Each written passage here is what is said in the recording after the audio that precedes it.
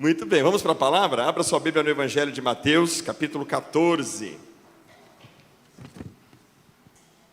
Nós estamos numa série de mensagens, cujo tema é restauração de fábrica. E hoje nós vamos falar sobre a restauração das nossas emoções. Quero falar com vocês sobre isso nesta manhã, olhando para esse texto.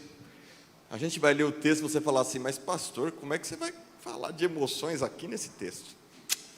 Você vai ver que o Espírito Santo dá cada visão, cada revelação, porque é Ele que inspira a palavra. Vamos colocar de pé?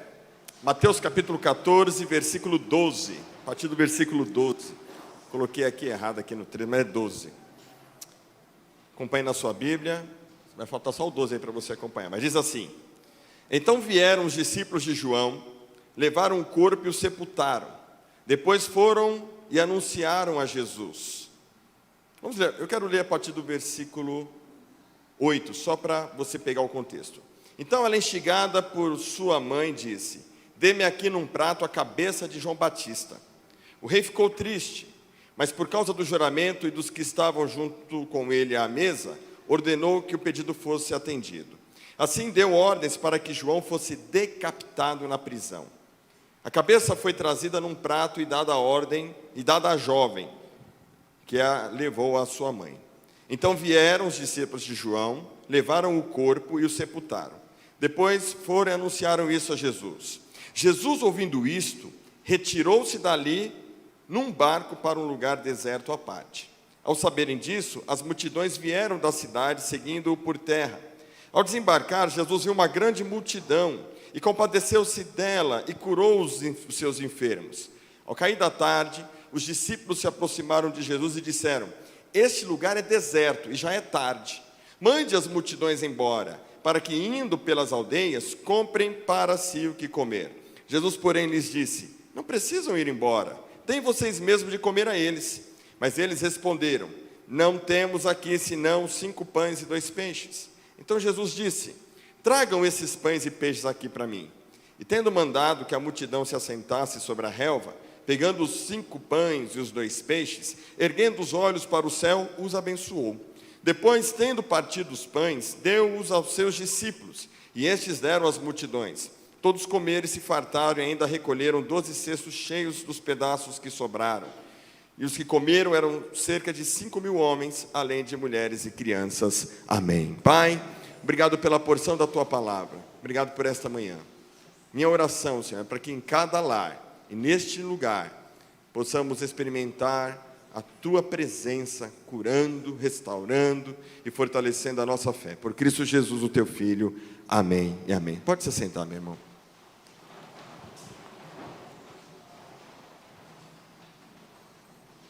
Irmãos, antes de eu falar da mensagem, deixa eu parabenizar o Guilherme, mais um que se formou.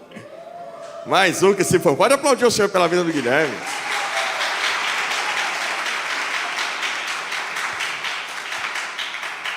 Agora está com diploma, certificado, né? Formou em TI, né? É TI? Sistema de informação. É, mais um. Essa igreja é uma igreja de pessoas instruídas. Vamos estudar, galera, vamos estudar. Amém. Vamos lá. Irmãos, bem acompanhados no lugar deserto é o tema da mensagem desta manhã.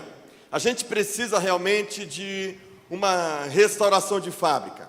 A pressão dos dias atuais, nesse pós-pandemia, tem nocauteado muita gente. Tem nocauteado muitos casamentos. Tem nocauteado muitas famílias. Nocauteado a emoção, o coração das pessoas. Preocupações, cansaço, esgotamento, são as palavras mais faladas nesse pós-pandemia. Depressão, choro. Provavelmente, em algum momento, vocês, ou a maioria de vocês, tiveram um sentimento de tristeza e choraram sozinhos. Sabe quando dá aquela catarse, que você chora e você fala: por que eu estou chorando? Dá esse esgotamento, essa frustração. Nós estamos voltando à rotina e queremos manter os patamares de 2019, mas não é possível, não dá. E eu tenho pensado muito nisso. A igreja em 2019 estava lá, caminhando já quase para 3 cultos, e a gente bombando e voando. E aí passa essa pandemia, 2 anos, a gente volta para o presencial, e aí a gente tem que manter um padrão daquilo que a gente construiu durante a pandemia, e a gente quer tentar fazer os pratos girarem de 2019, mas não é possível. A gente quer manter esse ritmo e ao mesmo tempo, juntar os cacos que ficaram pelo caminho.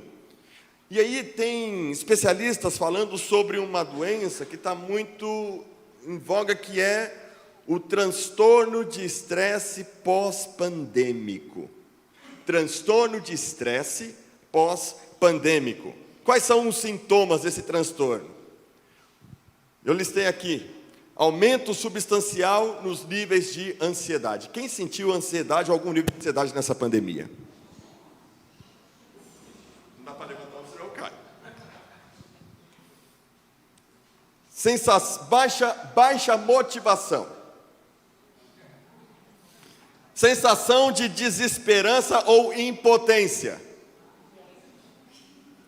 Mudança no apetite. Ou comeu demais ou comeu de menos. Estar cada vez mais com raiva ou irritado e não saber por quê. Muito focado em pensamentos negativos ou catastróficos. Vai acabar o mundo, vou morrer, vai morrer não sei quem. Retraimento social. Vontade de não estar em lugar nenhum, não querer ver gente. Irmãos, esse é o sentimento ainda que muita gente tem tido. Esses sintomas caracterizam o transtorno de estresse pós-pandêmico. Então, estimular a ordem, reorganizar as coisas, manter a rotina, criar novos hábitos. Nessa pandemia, criei um novo hábito, fui fazer exercício físico. Eu comecei a academia e não terminei durante muito tempo. Mas nessa pandemia eu resolvi fazer caminhadas e resolvi ir para a academia. E eu estou firme na academia. Agora eu sou marombeiro.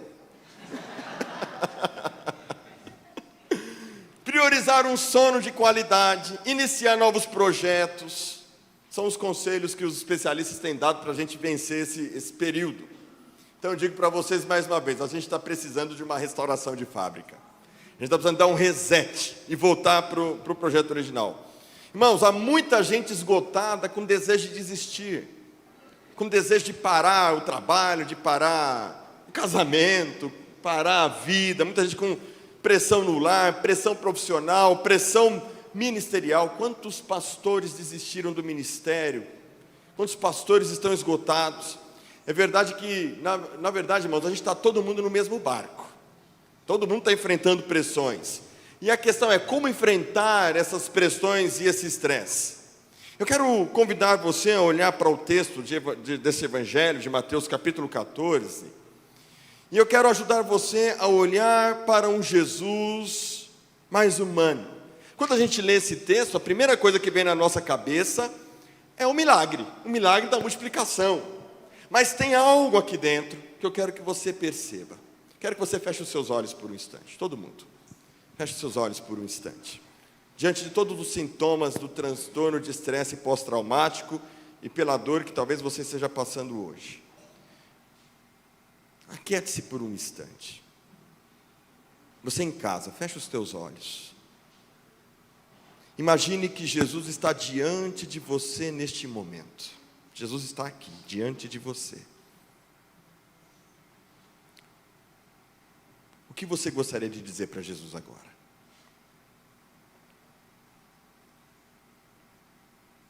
O que você diria a respeito das suas emoções ou do que você tem vivido?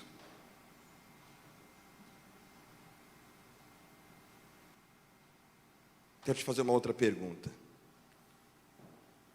O que Jesus diria para você? O que você acha que Jesus diria para você nesse momento?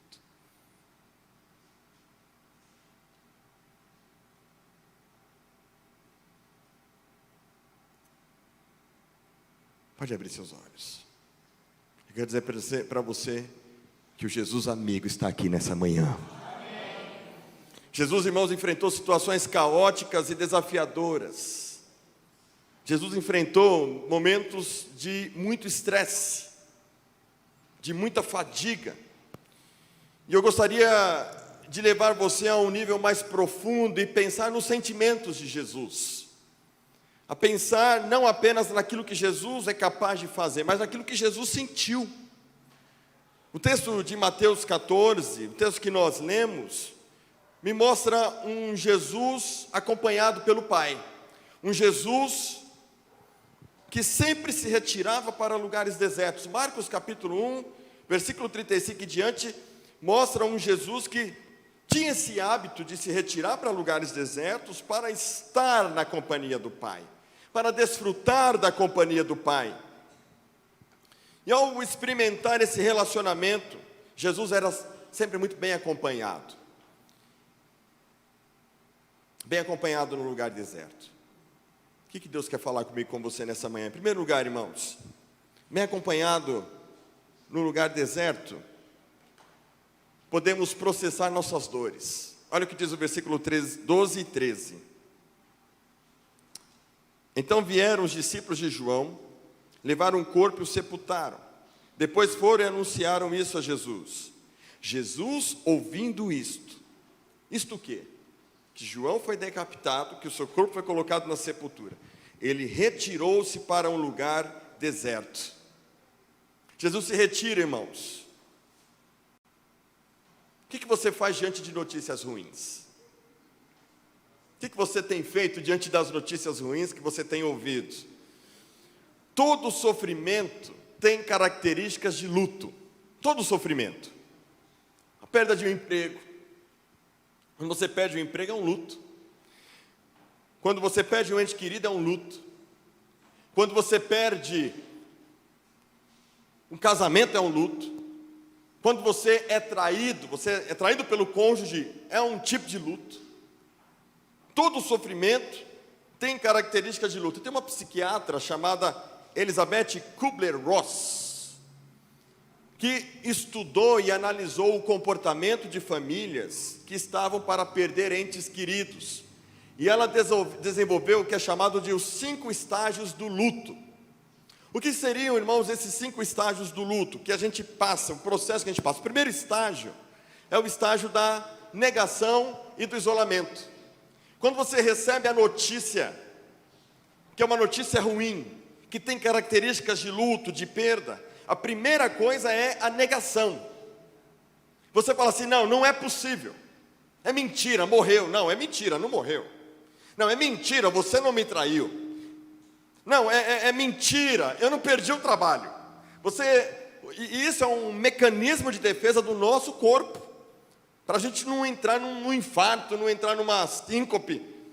Como se fosse um para-choque. A negação é um para-choque para aquela notícia ruim. Para você absorver a pancada, porque você não aceita a perda, você não aceita aquela dificuldade. O segundo estágio é chamado estágio da raiva. Depois que você absorveu o impacto, agora você que sabe que não tem como reagir, como mudar a situação, você agora começa a ficar com raiva. Você fica revoltado, você começa a ter ou inveja ou ressentimento. Semana uma pessoa compartilhou com a gente que o cara recebeu um bônus especial no trabalho, e aí ele ficou com muita raiva. Poxa, por que ele recebeu o bônus e não eu? É um luto, poxa, eu perdi, eu merecia, mas esse cara não merecia nada. Aí primeiro você nega, depois vem a raiva. Aí vem o sentimento de revolta. Quando você perde um filho, um ente querido, é comum a pessoa ficar com raiva de Deus, ficar com raiva da igreja, com raiva do pastor até, ficar com raiva de si próprio, né? Quando passa por uma traição, é uma ira, uma raiva contra o cônjuge por não aceitar aquela situação. Mas aí avança para um terceiro estágio, que é o estágio da barganha. Nesse estágio, a mente busca formas de negociar esse luto, negociar a situação. Você tenta empreender uma mudança daquela situação que é irreversível. Então você começa a barganhar para tentar aceitar, mas não adianta. Você perdeu o emprego, você tenta barganhar, mas não consegue. Aí vai para o quarto passo, que é o passo da depressão.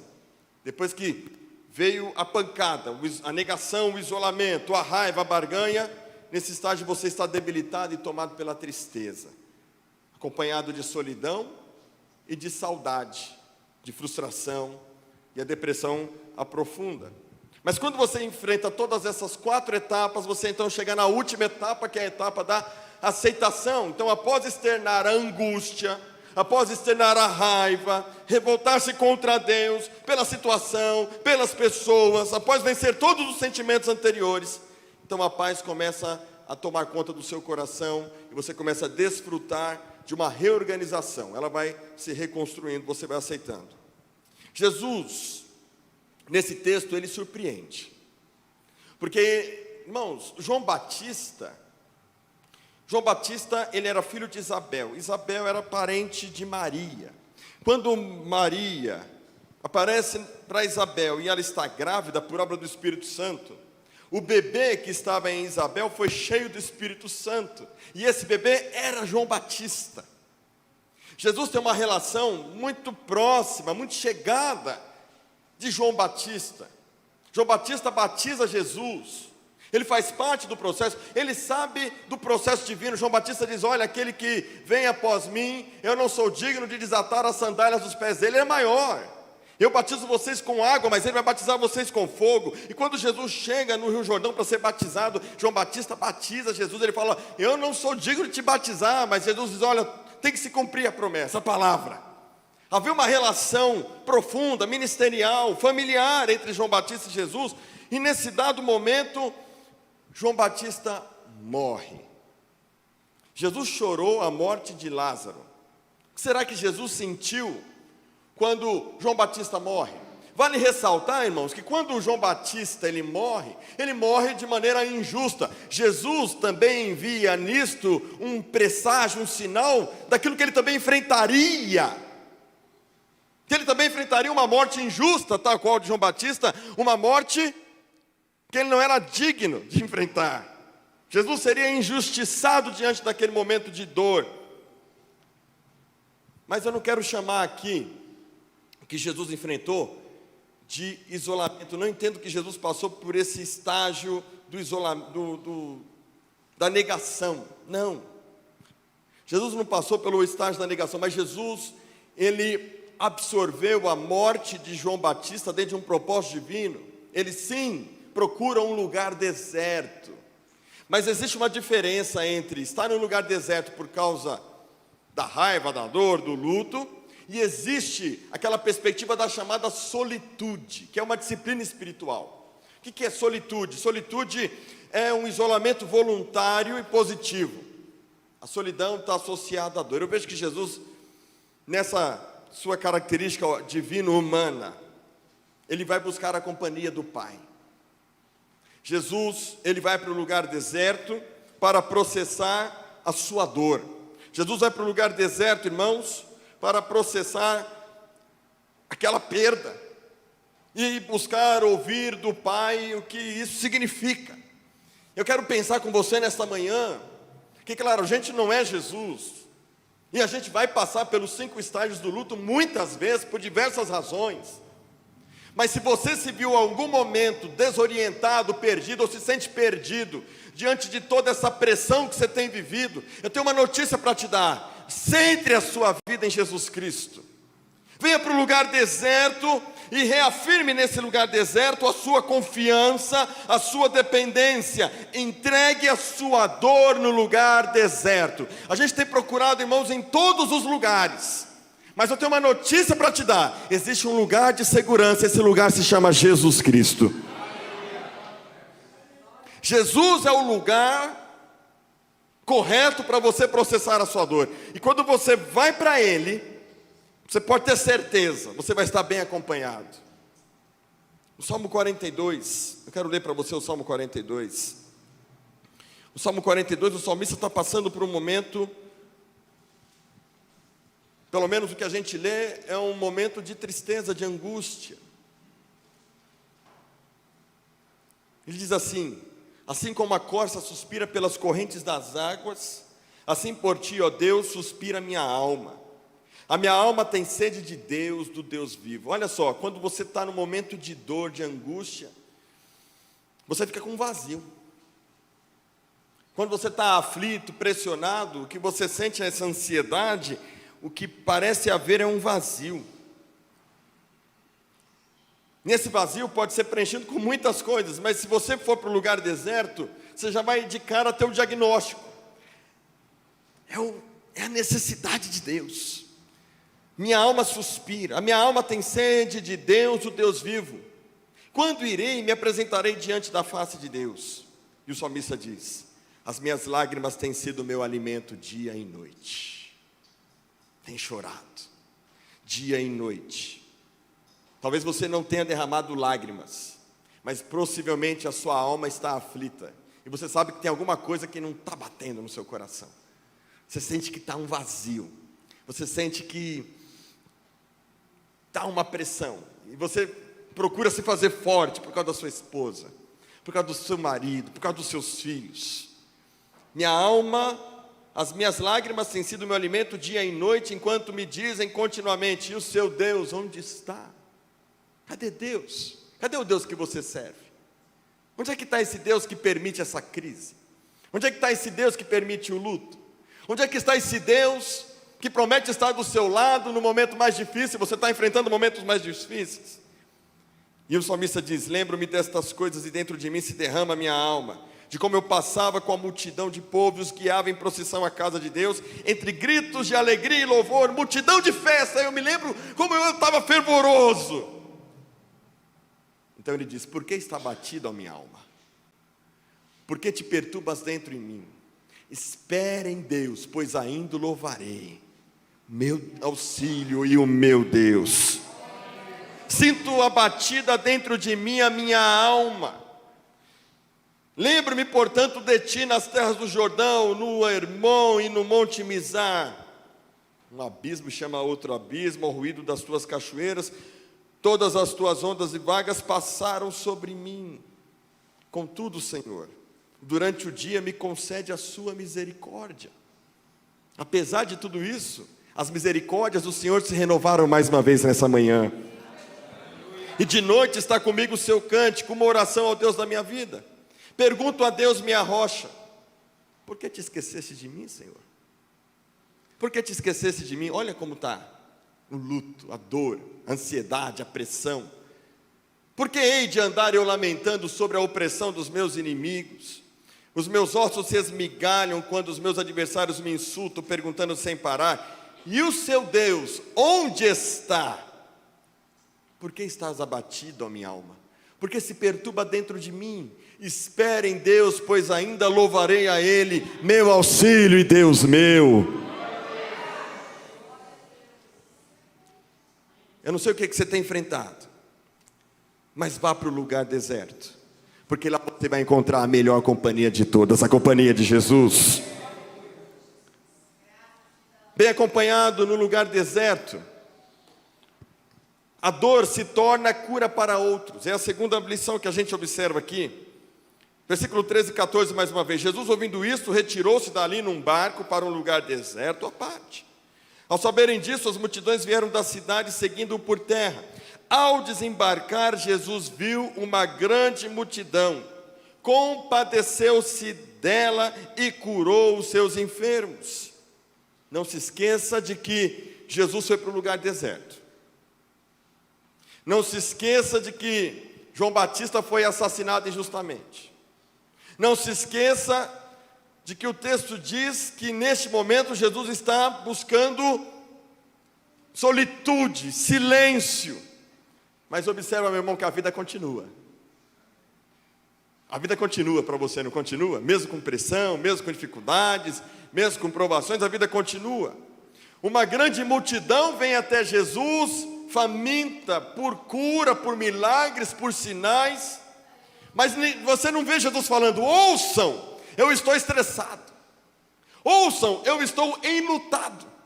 Ouçam, eu estou deprimido. Ouçam, eu estou processando a dor. Por favor, não venham até mim. Não é isso que Jesus fala. Não é isso que Jesus faz.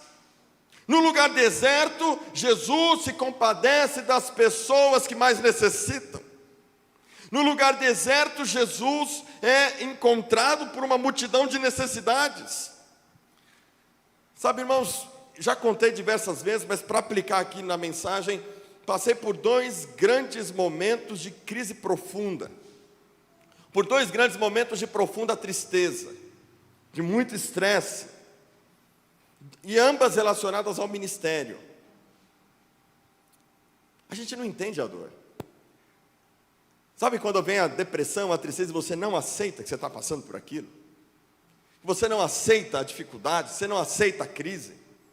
Nega, depois você fica com raiva, depois tenta barganhar, depois começa a depressão e por fim a aceitação. É difícil. Eu passei por isso. Eu louvo a Deus porque, como nós cantamos nessa manhã, Ele traz luz para as sombras, Ele escala as montanhas para me encontrar. Eu quero dizer para você nessa manhã, talvez você se sinta dentro de uma caverna, uma ovelha ferida, perdida, machucada. Jesus escala as montanhas e Ele vai ao seu encontro. Jesus foi ao meu encontro, irmãos. Jesus foi ao meu encontro. E aquela dor que eu enfrentei se tornou agora instrumento de cura. Tudo aquilo que eu passei, Deus tem me dado a oportunidade agora de ajudar outros pastores que estão dentro de cavernas a serem achados por Jesus. Ajudar outros pastores a entenderem a sua dor, a aceitarem, a passarem pelo luto. A gente não entende a dor quando a gente passa por ela, mas uma coisa eu te digo: todas as coisas cooperam para o bem daqueles que amam a Deus, e a sua dor vai ser instrumento de cura e restauração para muitas famílias. Nada melhor do que a dor para nos levar a nos compadecermos daqueles que necessitam. Estava conversando com uma irmã essa semana que ela foi acometida de câncer de mama. E ela passou por todo o processo. E ela disse para mim assim: pastor, minha visão sobre a vida mudou. E ela faz parte de um grupo de WhatsApp de mulheres com câncer.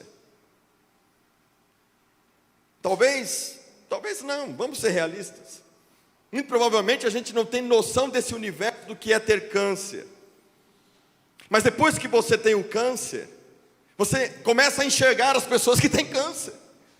Você sabe o que aquelas pessoas estão sentindo. Você sabe a dor que elas estão enfrentando. Então você começa a se compadecer também da dor dela. Uma mulher que perde um filho, uma mulher que perde um bebê. Quando uma mulher perde um bebê e ela passou por aquele processo, ela se torna instrumento de cura para essas mulheres. Ela sabe dizer: olha, eu passei por isso, e eu digo para você, é possível superar essa situação.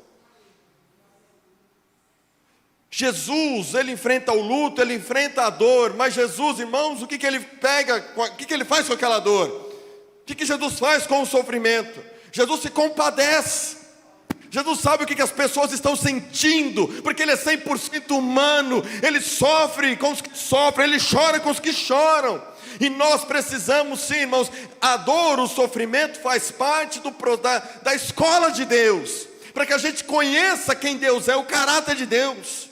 Digo para você que Deus não está te destruindo, Deus não está querendo te matar, Deus não está querendo acabar com a sua vida. Ele está, na verdade, se revelando a você, para que você experimente o seu poder e as pessoas sejam restauradas através do poder dele na sua vida.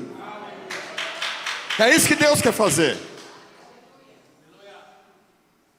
É isso que Deus quer fazer. Jesus, às vezes as pessoas falam: ah, mas eu não sou como Jesus.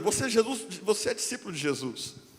Hebreus capítulo 12, 13 e 14 vão descrevendo a respeito do sofrimento, da fé e do sofrimento, e fala de um Jesus que passou todas as coisas que nós passamos, que suportou todas as coisas, que Ele foi tentado em todas as coisas, mas Ele não pecou.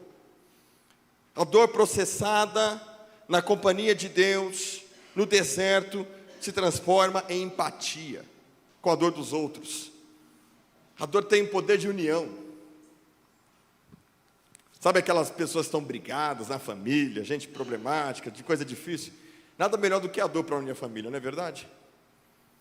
Quando vem o luto, junta todo mundo fica misericordioso, compassivo. É verdade ou não é, irmãos?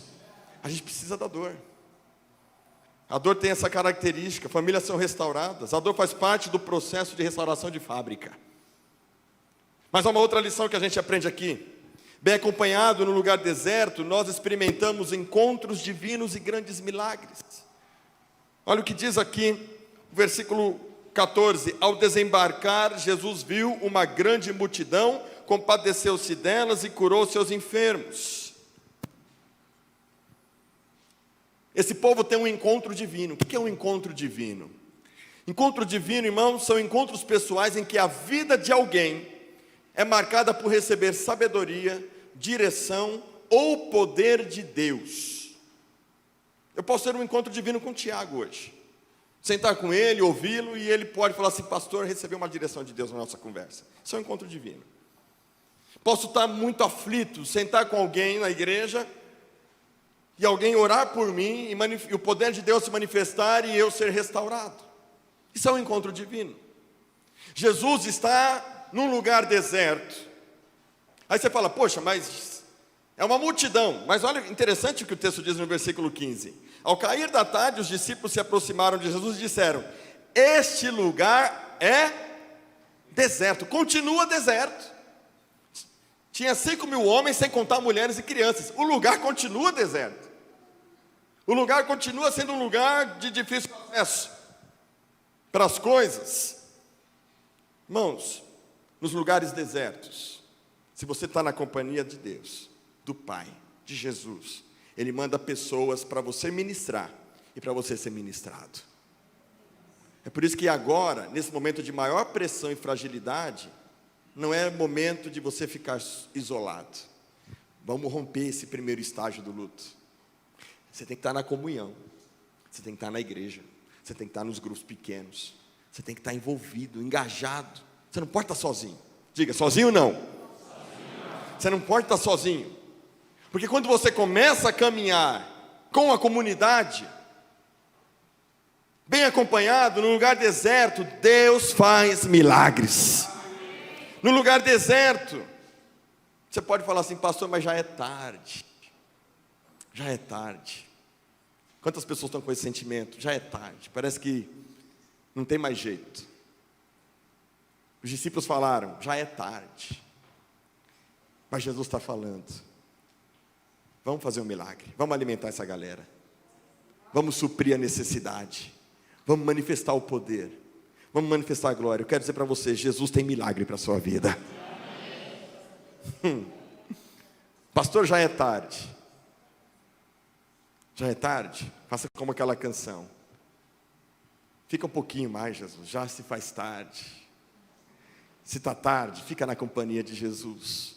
O melhor lugar para estar, ainda que seja um lugar deserto, é na companhia de Jesus. Quero dizer para você nesta manhã, meu irmão: Jesus te ama. Jesus é seu amigo. Ele não desistiu de você. Eu sei que a noite está meio longa, está tarde. A noite está longa, a noite parece que não amanhece, parece que ela, sabe aquelas noites frias, que no inverno, que amanhece 6 da manhã, ainda está escuro, e você fala: meu Deus, essa noite não acaba, de dor, de sofrimento, e você chora, e a noite está longa. O choro pode durar uma noite, mas a alegria vem pela manhã. A alegria vem pela manhã.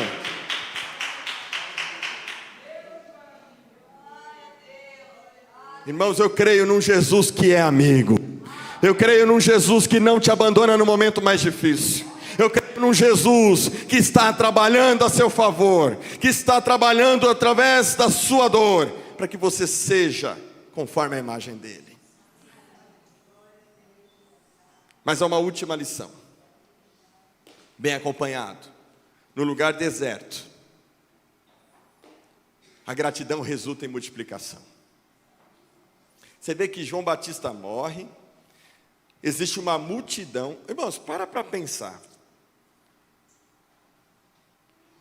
5.000 pessoas, sem contar mulheres e crianças.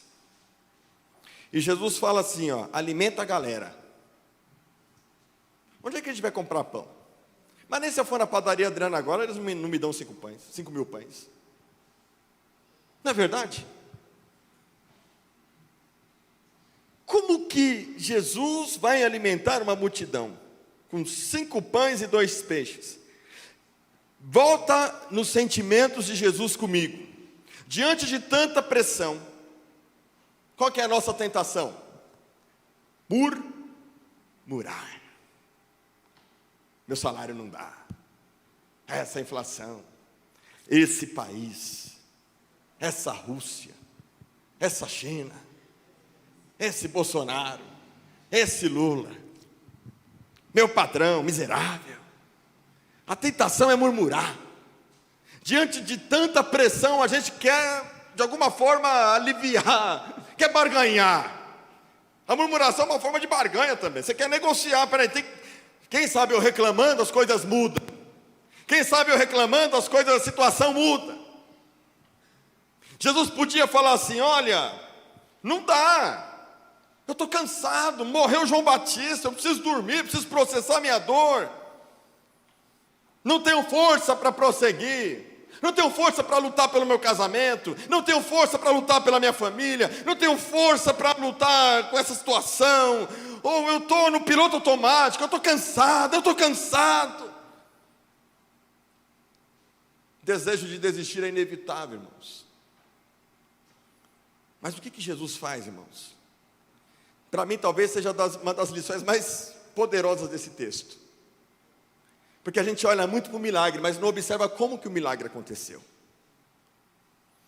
Se sou eu para alimentar uma multidão, chega aqui, pastor Rodrigo, alimenta, temos aqui deve ter umas 130 pessoas aqui. E ia começar a orar, Senhor, tem misericórdia. Senhor, multiplica os pães agora. Senhor, tira a fome dos mais fofinhos.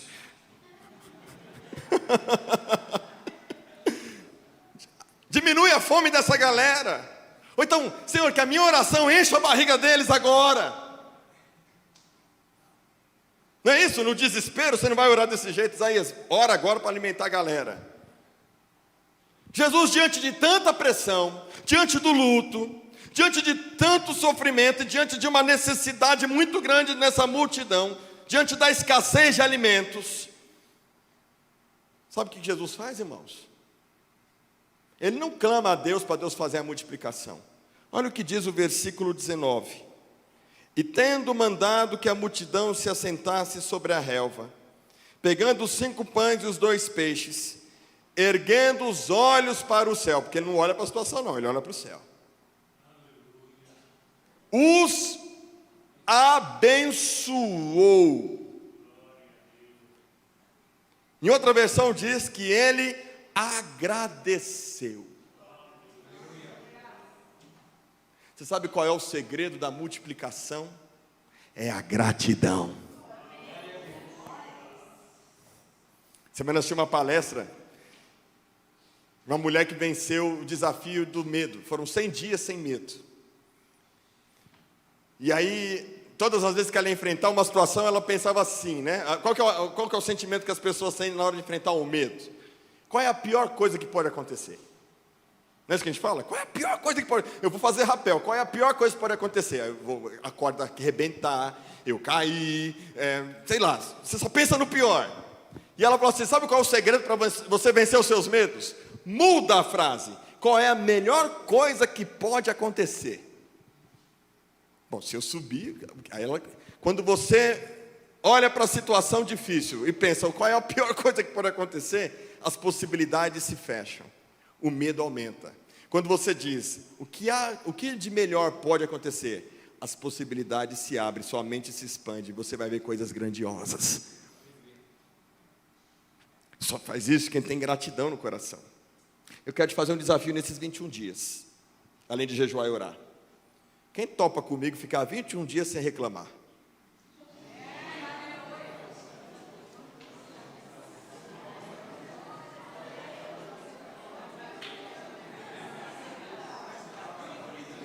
Só a Rosa levantou a mão ali.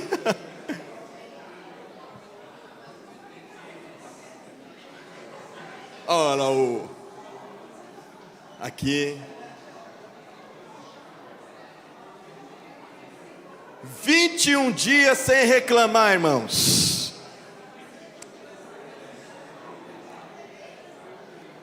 Qual é a melhor coisa que pode acontecer?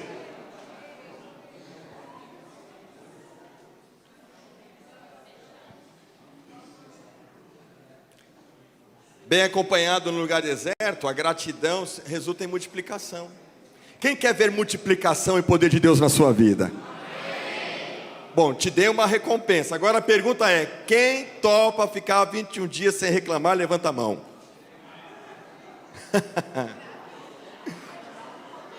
Eu comecei anteontem.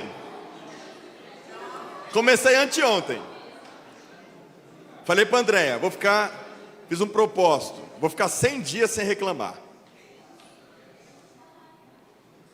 100 dias sem reclamar.